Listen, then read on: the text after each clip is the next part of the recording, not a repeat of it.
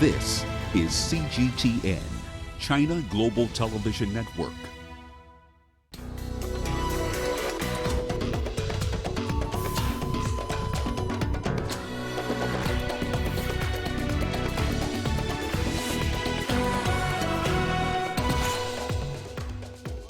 A plane crashes in eastern Congo, killing at least 24 people. Guinea-Bissau incumbent President Vaz seeks re-election amid internal political rifts.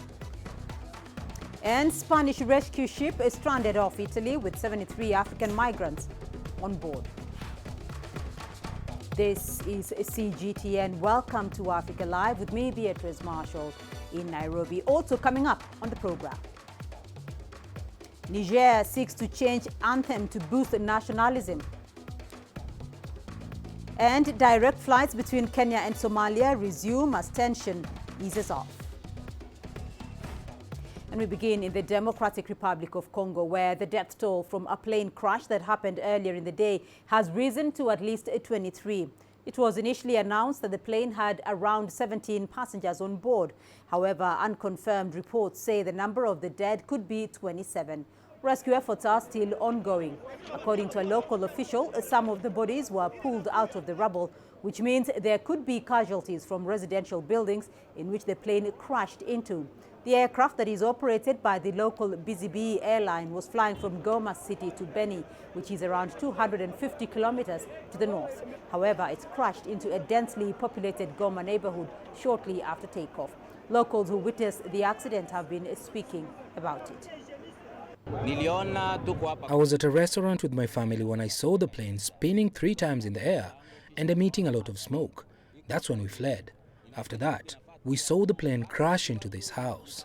When the plane crashed, many of us rushed there. We know the pilot. His name is Didier. He was shouting, "Help me, help me." But we had no way to get to him because the fire was so powerful. We tried to use our water hose to put out the fire, and a few minutes later, the fire truck arrived to support us. Well, let's now head to Guinea-Bissau, where incumbent President Jose Mario Vaz cast his ballot as the country went to the polls on Sunday. The West African nation is prone to coups, and the elections are seen as an effort aimed at creating stability.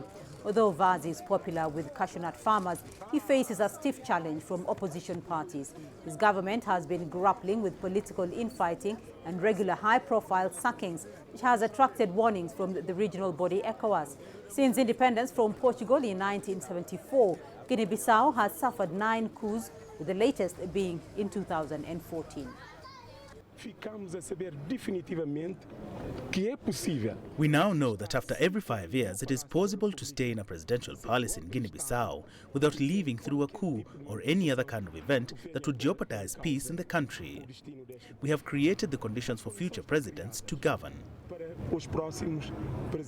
A ship with rescued migrants is still drifting in the Mediterranean Sea as Italy refuses to grant it permission to dock. As CGTN's Jen Keo reports, the situation is dire as a storm in the sea threatens the more than 73 migrants aboard the ship that is run by the Spanish charity Open Arms.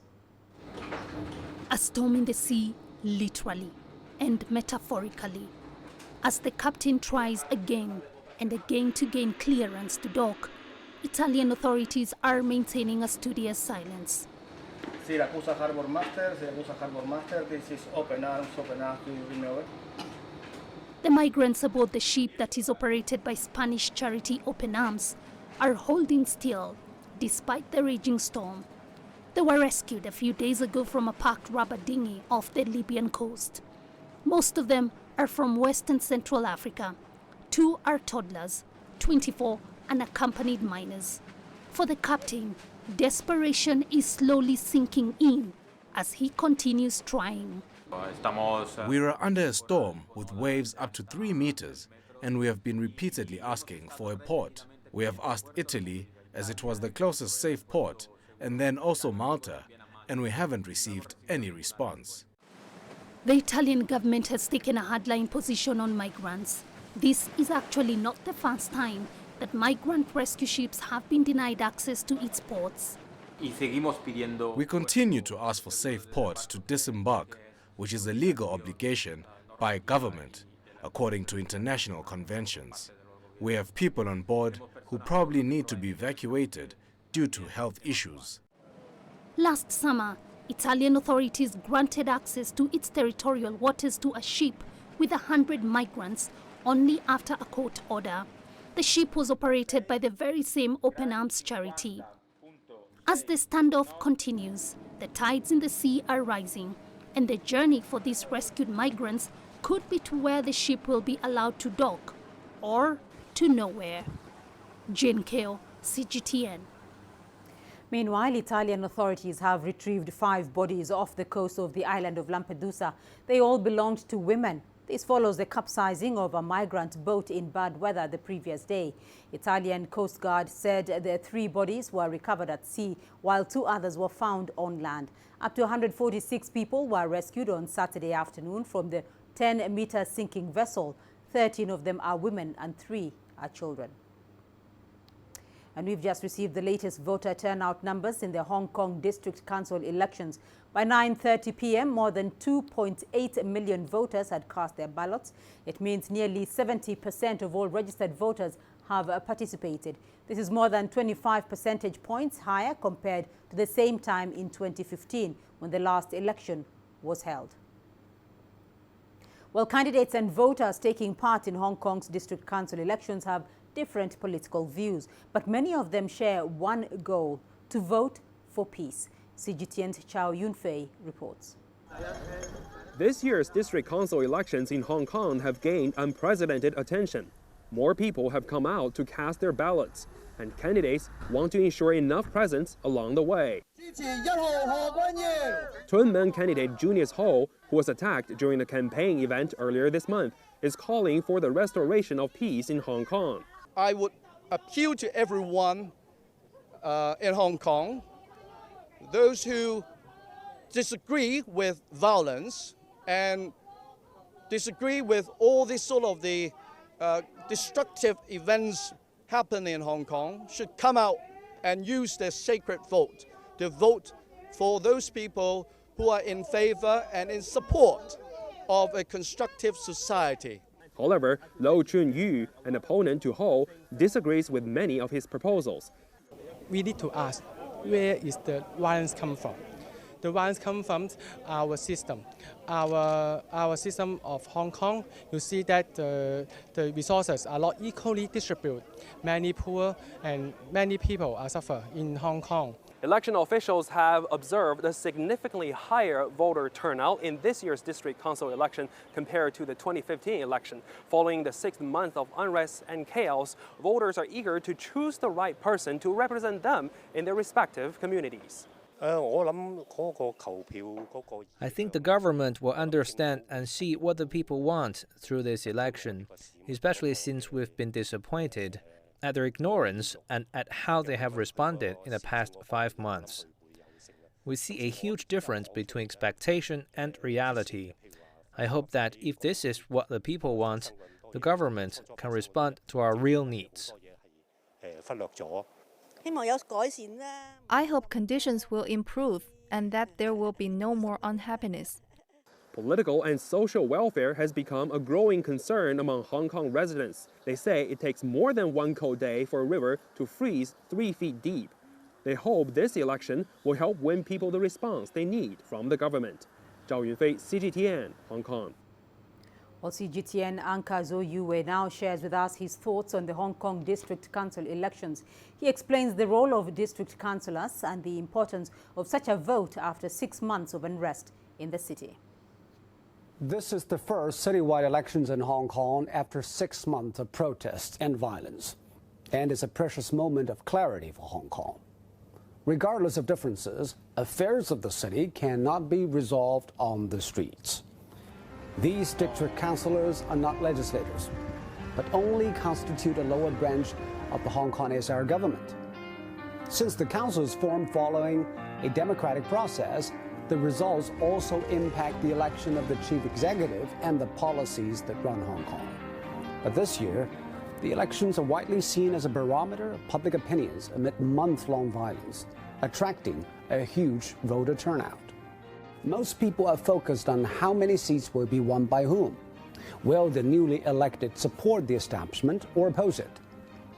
I think the results may not be that important. The key is reaching out to the other side, knowing what concessions need to be made and how to work for the greater good of Hong Kong. It was not easy 6 months ago, and it's even more difficult now. Let us hope these representatives have the will and the wisdom to get things done. For the opposition, I think it is great to have different voices. The key is what you oppose. It makes no sense to disagree for the sake of disagreeing. If the opposition's agenda is nothing more than an attempt to bring down the House, it is not an agenda that Hong Kong needs and not an agenda that the country would tolerate. But the district council elections are still a good chance for Hong Kong. No matter what results come out of the polls, it is a time for Hong Kong to pause, think, and choose. What does Hong Kong really need after half a year of chaos and unrest? What kind of political balance should there be? And how will Hong Kong treat its relationship with the rest of China? There are too much shouting, shaming, and shooting going on. It is time to reflect and reset. You're watching Africa Live. Still ahead on the program. Thousands throng South Africa's Cape Knife Makers Guild show for the latest blades. And Egypt launches the first Cairo International Film Festival.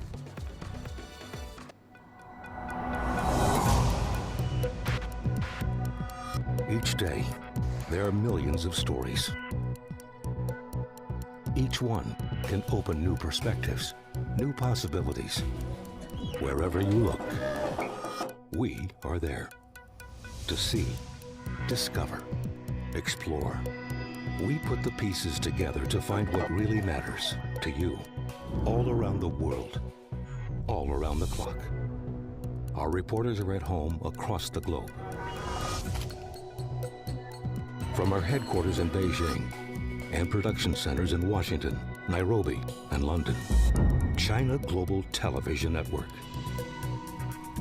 Stories from across the globe, reaching people across the globe. CGTN.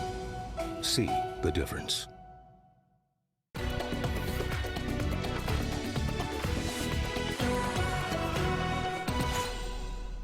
To South Africa now, where custom knife makers in the mother city got to display their latest wares at the 10th annual Cape Knife Makers Guild show.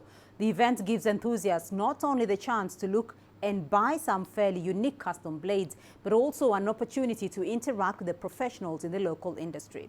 CGTN's Travers Andrews was there and filed this report. There are not many pastimes that require a bit of ingenuity, craftsmanship and creativity, but knife making is certainly one of them. These blades are handmade and unique in every way.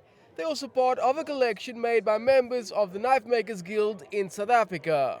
Knife making is not just about working with steel. You work with steel, you work with wood, you work with precious stones, you work with precious wire and precious metal inlays. You need to work with leather to do leather work. So you have to know learn a lot of skills. It's not purely about being able to shape a piece of steel. The knives are not just unique, they're also for sale. And prices range from between a few $100 to a few thousand for a custom-made job. Like this folded blade, which is a design derived from ancient Egypt and still used today in modern knife making. There are other popular designs as well. Some people are more interested in your technical type knives, survival knives. You see, you can collect these items as well. And then, of course, your everyday carry. Most people like just to carry a small knife on the person. So your EDC type knife, 3-4 inch blade, fixed blade or folded blade. The Guild show brings together a collection of knives that are rarely seen, and some are done with designs that date the ages. Obviously, Chinese have been around for a long, long time. Some of the earliest swords and knives created were made in China, so we're sort of continuing something that is, part of it originated in that part of the world. Of course, daggers also have a long following of faithful knifesmiths and enthusiasts, but swords somehow always seem to be the show stealer. Western knife makers are one of many groups around South Africa that are trying to promote their pastime into the more mainstream so that they can draw in more and more people with skills and knowledge to this growing pool of artisans. Travis Andrews, CGTN, Cape Town. The 41st edition of the Cairo International Film Festival has been launched. The 10-day event showcases films, documentaries and short movies from all categories. Workshops and panel discussions throughout the festival will also be held. Here's Yasser Hakim with more. Movie stars packed the Cairo Opera House for the opening ceremony of the Cairo International Film Festival. This is the 41st edition of the festival. This 41st edition is very special. First of all, it's dedicated to the memory of our former artistic director, Yusuf Sharif Rizallah.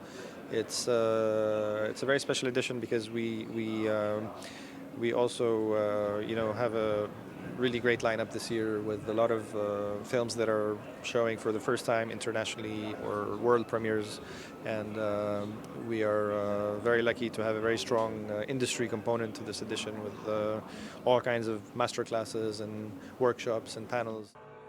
Every year there is an honorary country. This year it's Mexico, where 8 films are being screened. There are about 15 movies from Africa. One of them is Tunisian film Bik Naish or We'll Live Together. It's the story of a Tunisian family in the end of 2011 in Tunisia. They found themselves in the wrong place at the wrong time. They face an incident that changes their lives. And then they go on a trip to know the truth and save their 10-year-old child. Over 10 days, visitors can watch 153 films from 63 countries. There are 35 films in their premiere screening, more than in any previous edition. The festival was very nice, the organization very good, and the opening ceremony was glamorous. I also intend to watch as many movies as possible to see different types of cinema and cultures. The film screenings are open to the public in several locations around Cairo. Besides the main competition for feature films, there are other awards such as the Best Short Films and Best Documentaries. The closing ceremony is on the 29th of November. 15 movies are competing for the top prize, which is the Golden Pyramids Awards for Best Film, to be announced on the final day. Yes, Hakim for CGTN, Cairo. And your sports news coming up next. Here's what's ahead. The world marathon record holder Eliud Kipchoge